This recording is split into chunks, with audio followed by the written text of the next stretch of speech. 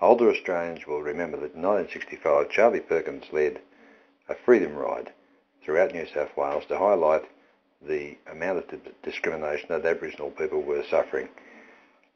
It eventually led to, in 1967, a referendum which gave Aboriginal people the vote for the first time. Just recently, that ride has been commemorated, and a young girl called Amy Eldridge from Carra has been lucky enough to follow in the footsteps of Charlie Perkins on that tour. Welcome CCN again. Thank you very much. Now, you were part of this tour. Just give us a brief idea of the part of the tour that you took part in. I took part in the trip that went from Orange to Moree. So I did Central West New South Wales. How many days were you on the road? That sounds good, doesn't it? On the road. On the road every day for about a week. So, yeah. And what were some of the places you visited on the way? Because you would have stopped at various spots, I presume. Yeah, Orange, Dubbo, Wellington, Coloranabri, Walgett, Galargambone and Moree. And at each of those places, what sorts of things did you do? Let's say, Wellington or Dubbo or whatever. What sorts of things did you do to sort of commemorate or sort of relive the history, I suppose, isn't it? Well, in each town we were welcomed to the country by the elders. Yep. And then from there we listened to stories, which were great to hear from the elders. And then we hung around in each town for a bit, I guess, got to know the community. And speaking to the elders must have been very educational. Oh, yeah. Some of the stories they related, were they sort of startling to sort of hear? In Dubbo, some were shocking, very emotional. You could see, when they were talking, you could see them reliving it. Yep. The way they explained everything when we went out to the missions, when they pointed things out, you could just see them back in the day, just remembering it. Yeah. And can you sort of recapture some of those, or one or two of those recounts, I suppose, of history that were still part of them at that stage? Perhaps a discriminatory way of life or something like that?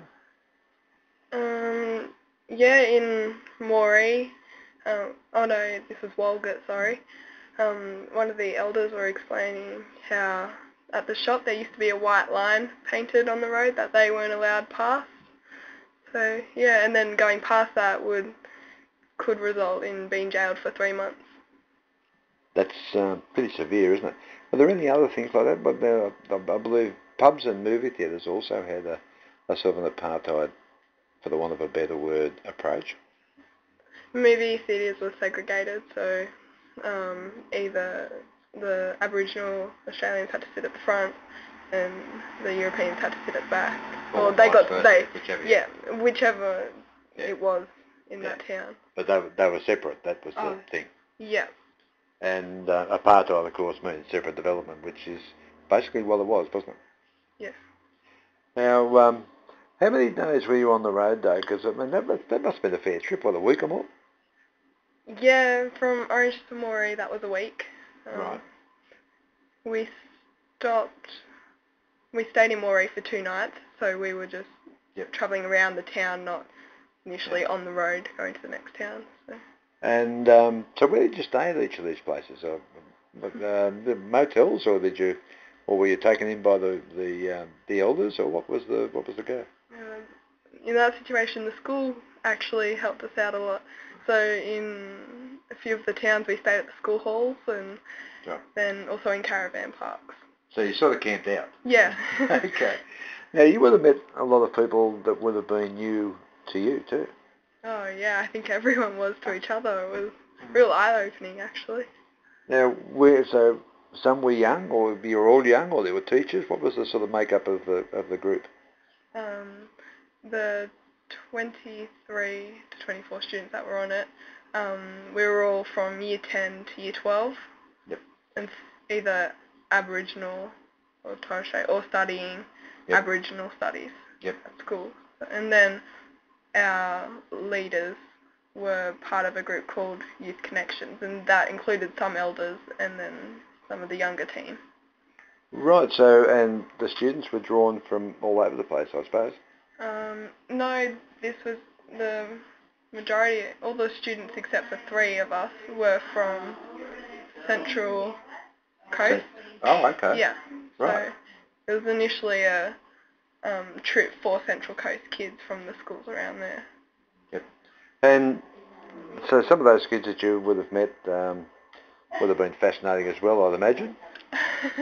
They were, and they also found country life very different.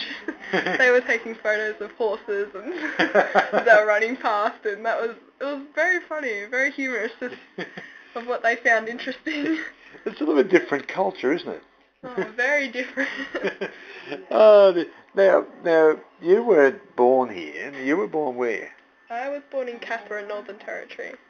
So that sort of background would have given you, I presume, a little bit more of an understanding of what you were going to find, I guess.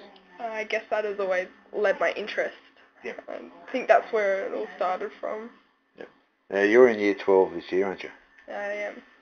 Pretty tough year, and then so you've been doing Aboriginal studies for, what, the 2 years in year 11 and 12, or did you do it before that? No, I started in year 11. Right. It wasn't a subject available to me before that. Okay. Now, that being your sort of first, I suppose, academic study of Aboriginal issues and so forth, how would you describe the things that you've learned? Sort of eye-opening or surprising? I mean, you wouldn't have given a lot of thought before you started, I wouldn't think. No, I didn't give it a lot of thought, but it's always been a favourite topic of mine. But I guess it was eye-opening in the sense that it opened me up to Australia's history, but it's really opened it up, so I've learnt a lot of stuff from it. And as I've talked to Aboriginal people too for a number of years now, 30 odd years I suppose, a lot of the history was almost hidden, wasn't it? Yeah, yes, and I guess in a way Australia is ashamed of that.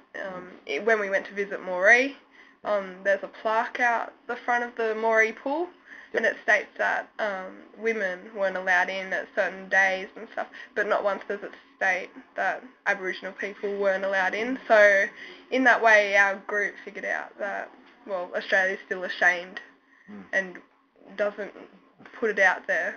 So, yeah. Isn't that interesting? It's a whole new experience because I suppose Cowra's a fairly open, a reasonably open community, but as you go further west, the attitudes do in fact change, don't they? Yes, we did experience that. Yeah. So, of all the things you learnt on this trip, is there one thing that sort of stands out in your mind as, I don't know, something that you'll keep in your mind for forever? Or is it just the trip? No, I think the part I enjoyed the most was hearing the stories from the elders. Watching them remember everything was probably amazing. Bit by bit, yeah. by bit, yep. Yeah. And when they do, that's my experience with Aboriginal elders particularly, when they relate the story, it is almost, it's sort of first hand as though they're living it, isn't it? Oh, yeah, definitely. Yeah. And that was, and in its own way, that can be a bit scary, a bit off-putting. Oh, yeah. A bit moving, yeah. Okay, Amy, thank you for sharing that with us because that's a pretty special trip. I mean, not everyone gets the opportunity to sort of be part of Aboriginal studies, not just study it. No, thank you very much for having me.